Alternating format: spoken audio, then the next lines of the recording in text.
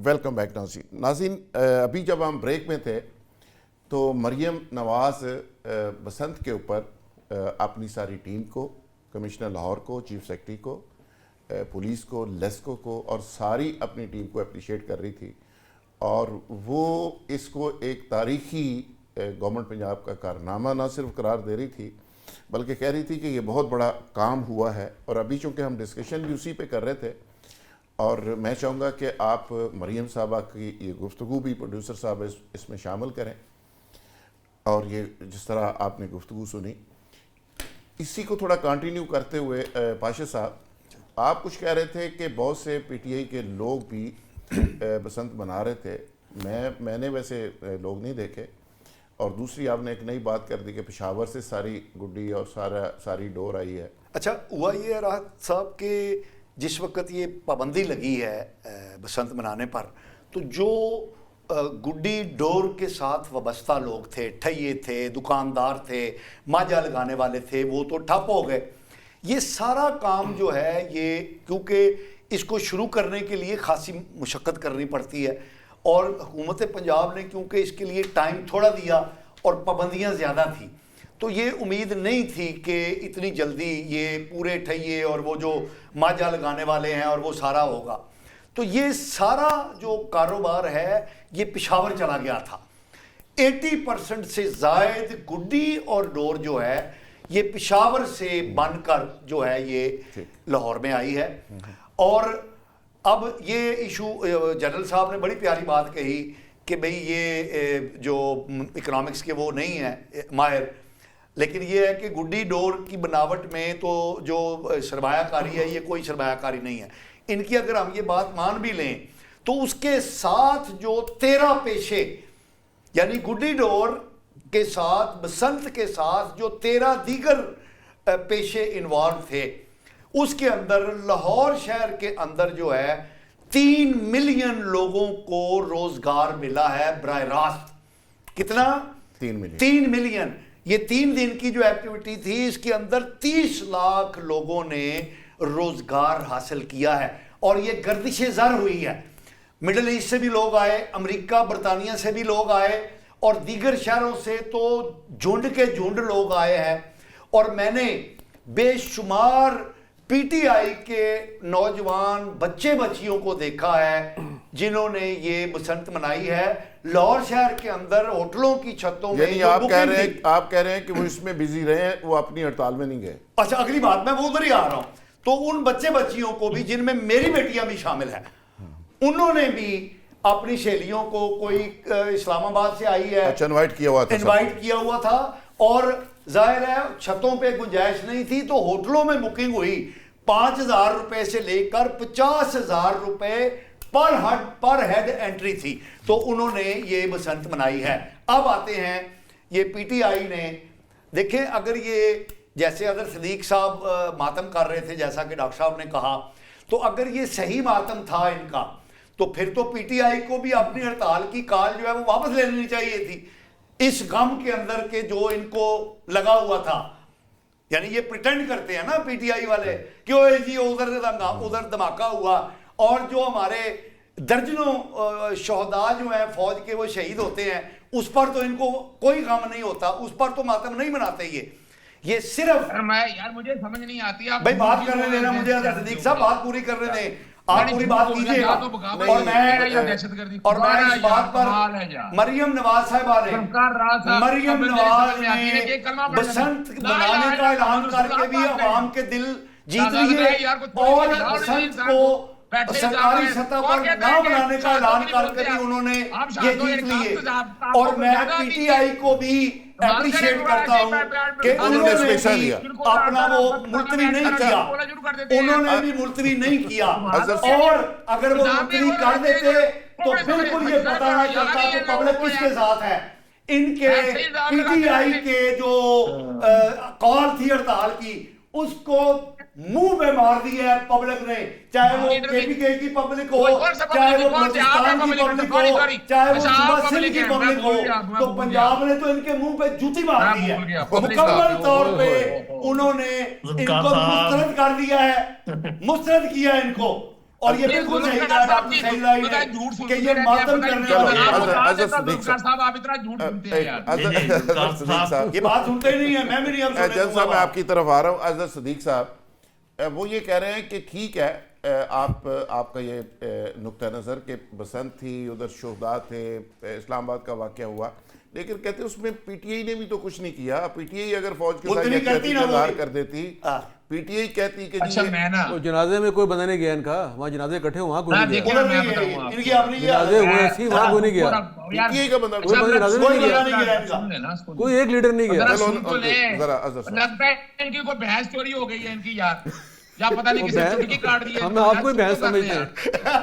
तुम्हारा चुप कर लिया 2 मिनट के लिए यार, अच्छा सुन ले आप हिम्मत करके।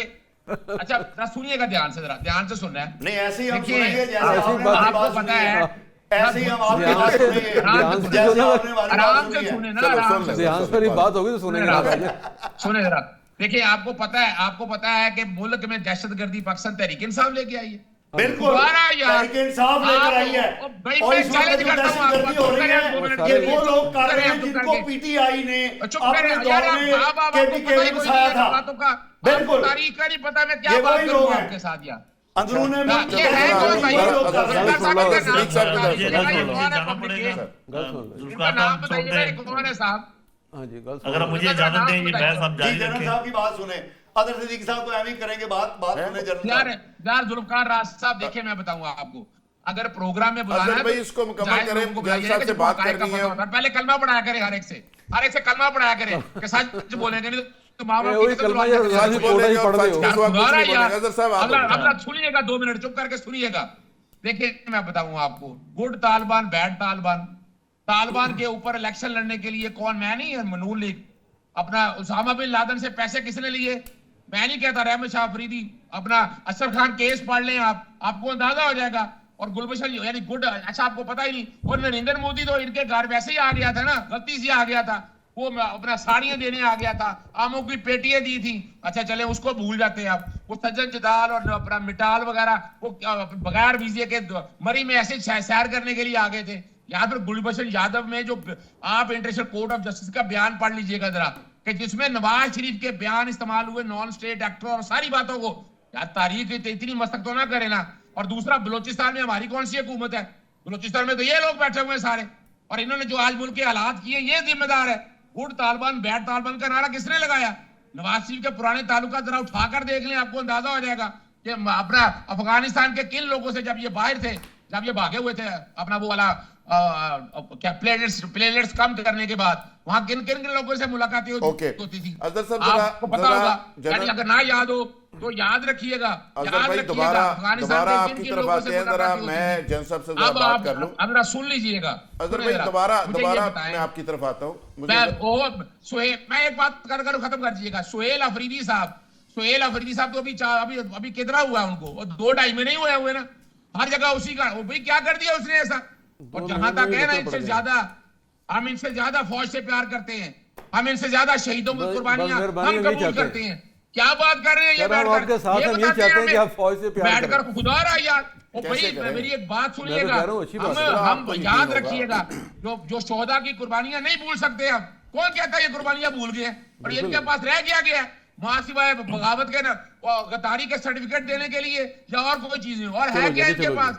आज है क्या? अब सिर्फ और सिर्फ याद रखिएगा, मैं जरा लोधी साहब को शामिल कर लूं। अजहर भाई मुझे जरा टाइम दीजिए। लोधी साहब, जो इस्लामाबाद में धमाका हुआ, इस तरह की बहस में मैं शामिल हो नहीं सकता, सॉरी लोधी साहब, मैं बात करना आती नहीं है, आपके लेकिन मैं आपको ये बता दूं, हाँ जी, ये आप मेरी बात सुन लें, स्पेशली आपके सब्जेक्ट पे आना चाह रहा हूँ।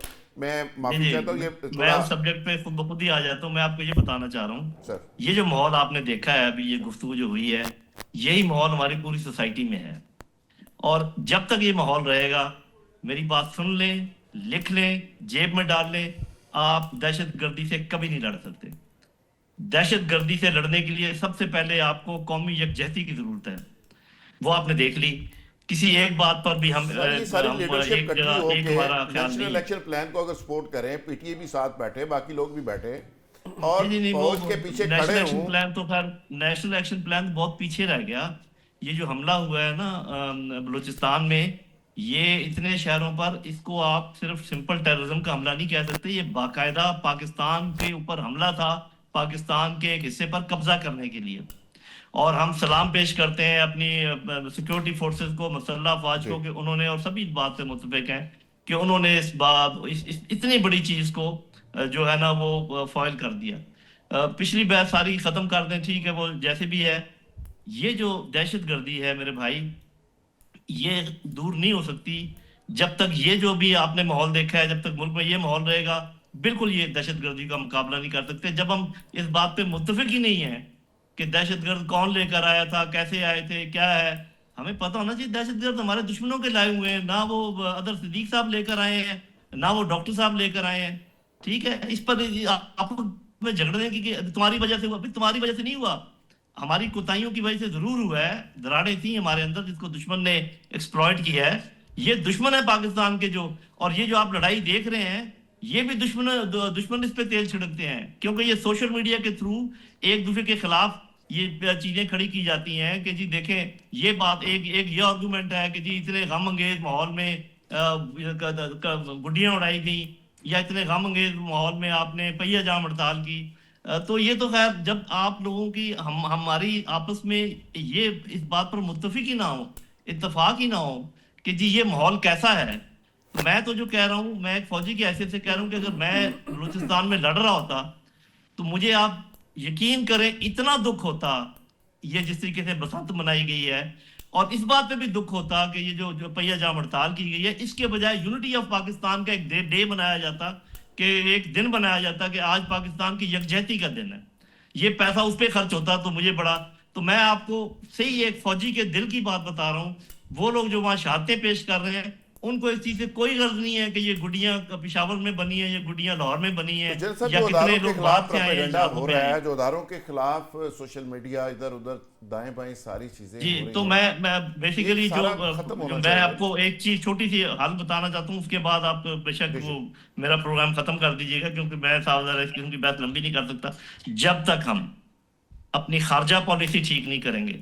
और इसमें मैं क्या कह रहा हूँ, वो लोग जिनको सीपैक गवारा नहीं है, वो लोग जिनको ग्वादर की तरक्की गवारा नहीं है, वो लोग जिनको चीन और पाकिस्तान की दोस्ती गवारा नहीं है, क्या बात है, उनको अगर आप अंदर लेकर आएंगे तो आपने अपने तहस नहस कर दिए फॉरेन पॉलिसी, इंटरनल पॉलिसी। जब तक आप अपने लोगों को गले नहीं लगाएंगे, आपस में ये झगड़े खत्म नहीं करेंगे, जो कौम गुड्डियों पर झगड़ा कर रही है, वो दहशतगर्दी के खिलाफ कैसे इकट्ठी हो सकती है, सवाल ही पैदा नहीं होता। बिल्कुल ठीक। तो जब तक आप अंदरूनी तौर पे यकजहती पैदा नहीं करेंगे, और मैं एक और बात कर दूं, जब तक ये सियासतदान लीड नहीं लेंगे दहशतगर्दी के खिलाफ और फौज के कंधे पे डालते रहेंगे, तो ये कुछ भी ठीक नहीं हो सकता। मेरे मुंह में खाक, इस खारजा पॉलिसी के साथ, इस अंदरूनी पॉलिसी के साथ, इस लड़ाई झगड़े के साथ आप दहशतगर्दी को इसके साथ नहीं लड़ सकते। जन साहब आपका व्यू पॉइंट आ गया। डॉक्टर साहब जी, कौन जिम्मेदार है सारी दहशतगर्दी का, सारे हालात का कौन जिम्मेदार है? दो बातें कही जन साहब ने। पहली बात तो ये है कि जो उन्होंने फरमाया कि जी खारजा पॉलिसी नाकाम हो गई है, दुनिया पूरी खारजा पॉलिसी की तारीफ कर रही है। इस वक्त दुनिया के ममालिक आपसे बेहतरीन ताल्लुकात बना रहे हैं, आपसे एग्रीमेंट कर रहे हैं, दफाई मुआहदे कर रहे हैं, और आप इस वक्त अपनी 70 साल की 80 साल की तारीख में बेहतरीन पोजीशन पे खड़े हुए हैं एज ए फॉरेन पॉलिसी। तो ये तो मैं इख्तलाफ करता हूँ जनरल साहब से कि हमारी फॉरेन पॉलिसी नाकाम होगी, नाकाम नहीं हुई, कामयाब हुई है, पहली बात। दूसरी बात जनरल साहब ने कही कि जब तक लड़ते रहेंगे, अब बात यह है जनरल साहब कि ये फौज नहीं, ये सिविल है, यहाँ पे इख्तलाफ राय का हर को हासिल है। अगर अजहर सिद्दीक साहब मुखालफत कर रहे हैं, मैं हक में बोल रहा हूँ, ये और बोल रहे हैं, तो ये इख्तलाफ राय है, ये दुश्मनी नहीं है, ये मुल्की मिसाइल या मुल्की यूनिटी के खिलाफ नहीं है। आपके ख्याल में दहशतगर्दी का जिम्मेदार है कौन? देखिए, दहशत, जैसे उन्होंने पहले फरमाया, दहशतगर्दी को हमने खुद उसको प्रमोट किस लिए किया है कि हमारी 50 साल तारीख है जंग की अफगानिस्तान में, उसमें कॉन्टिन्यूटी ऑफ पॉलिसी नहीं रही, और उसमें जब मुशर्रफ साहब आए और पॉलिसी, जियाउल हक साहब आए और पॉलिसी, अब आए और पॉलिसी, तो कॉन्टिन्यूटी ऑफ पॉलिसी इंपॉर्टेंट है। जी।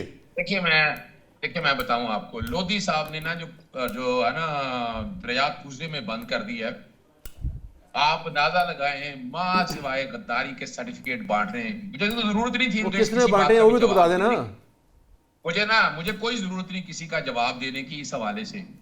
आप अंदाजा लगाएं ये दहशतगर्द तो पकड़ नहीं सकते, रह शाह के पीटीआई रह गई है, यानी उसको सबसे बड़ी सियासी जमात है जिसको लोगों ने वोट दिए हैं, आप उनके वोटों की तौहीन करते हैं गद्दाफी के सर्टिफिकेट बांट कर और इस तरह की चीजें करके। मैं इत्तेफाक करता हूं, मुझे ये बताएं, नेशनल एक्शन प्लान पे अमल दरामद करने के लिए अजहर सिद्दीक गया था हाई कोर्ट में और पूरी कोशिश की थी, नहीं अमल किया उन्होंने। वजह क्या है? इनके अपने मफादात है। ये सियासी जमात जो खासतौर पर है, जिनका जो हमें कह रहे हैं ना, ये इफ्तिखार चौधरी का वतन पार्टी का केस पढ़ लीजिएगा, इनकी जमातों के अंदर टेररिस्ट विंग है। मैं नहीं कह रहा, सुप्रीम कोर्ट ने कहा था, बड़ी लंबी हेयरिंग हुई थी और मेरे पास ऑर्डर है, मैं ऑर्डर भिजवा दूंगा आपको। फर्क सिर्फ इतना है कि वहां सिवाय इल्जाम तराशने के अलावा भी अगर सोशल मीडिया पे कोई कर रहे हैं तो कर रहे हैं भी, हम क्या कर सकते हैं? या तो बताया ना कि लीडर ने की हो, मैं हजरत सिद्दीकी ने इस बार बात की हो। पाशा साहब, अजहर सिद्दीक साहब, बिल्कुल ठीक है, आपका पॉइंट आ गया। पाशा साहब, आप क्या कहेंगे कि दहशतगर्दी के जिम्मेदार है कौन? देखें, बात यह है कि ये दहशतगर्दी जो है ये एक कितना बैठे हैं सुबह, ये सैमियों में कितना बैठे हैं? आपको बैठे नहीं किसी जगह? वो यार दुश्मन है भाई, अपने मुल्क के नहीं है।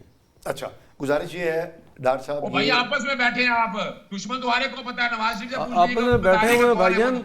आपने अभी कहा ना कि हम पुरअमन लोग हैं, पीटीआई को पकड़ रहे हैं, जो शरीफ लोग हैं उनको नहीं पकड़ रहा, जिन्होंने मुजस्मे तोड़े हैं, जिन्होंने शोहदा की यादगारें तबाह की हैं, कोर कमांडर हाउस पे हमला किया है, फौजी मुजस्मों को तोड़ा है, कैंटों पे हमले किए हैं, चकदरा में, कोहिस्तान में, कोयटा में, उनको पकड़ा जा रहा है, उनकी आप हिमायत कर रहे हैं। दहशतगर्द तो वो है, आप उनकी हिमायत कर रहे हैं जिन्होंने मुल्क की इज्जत वकार, फौज की यादगारों को तबाह किया है। इलेक्शन लड़ने के लिए साथ आते थे, इनको पता है भाई, सारों का। इलेक्शन को छोड़े, मुल्क की बात हो रही है कि पीटीआई के वो लोग जो दहशतगर्द हैं, जो कौमी शहीदों के मुजस्मे गिराते हैं, कैंट पे हमले करते हैं, तंसीबात पे हमले करते हैं, वो दहशतगर्द हैं, वो पीटीआई नहीं है। उनकी सपोर्ट ना करें आप। भाई जिसने किया जाए, आप अपने लीडर को छुड़ाएं, उसको बाकी छोड़ें। अब ये पाकिस्तान तहरीक इंसाफ पे मत इल्जाम लगाया करें झूठे, आप छोड़े इस बात को। पीटीआई का मैंने नहीं, कोर्टों ने इल्जाम दिया है भाई, जिसके मोदी साहब यही बार जो आप बार और बेंच है उसने सजाएं दी हैं, आपके वकीलों के जरिए मैंने सजा नहीं दी।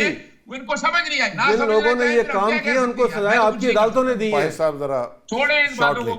अच्छा, अदालतें आपकी हैं, वहीं गए थे आप। तो बड़ा क्लियर कट, मैं इसी कोई बात अदालतें को हमारी कंक्लूड करता हूं। दोबारा आप अदालत में, एक मिनट याद रहा, आप अदालत में गए गुड्डी उड़ाने के खिलाफ, आपको रिलीफ ही मिला, तो आप गुडियां लूटते फिर रहे हैं, वीडियो आ गई आपकी।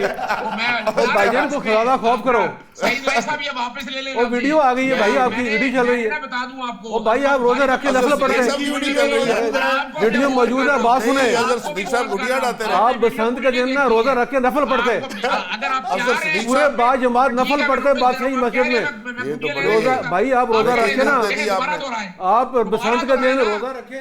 तमाम मेहमानों का बहुत शुक्रिया। और जाते जाते इंडिया के ख़िलाफ़ पाकिस्तान क्रिकेट मैच के हवाले से तीन ज़बरदस्त शराइत रखी हैं और मैं ये समझता हूँ ये बहुत ही ज़रूरी थी। अगर ये शराइत भारत पूरी नहीं करता तो पाकिस्तान को किसी सूरत में भारत के ख़िलाफ़ मैच नहीं खेलना चाहिए और आईसीसी को भी इसका सबक मिलेगा, भारत को भी सबक मिलेगा और आइंदा के लिए भारत जो क्रिकेट के मैदान के अंदर स्पोर्ट्समैन स्पिरिट दिखाने की बजाय बदमाशी करता है, इसका रास्ता मुस्तकिल तौर पे बंद होगा। बहुत शुक्रिया। कल इंशाअल्लाह नए मौज़ूआत और नए मेहमानों के साथ दोबारा हाज़िर होंगे। बहुत शुक्रिया।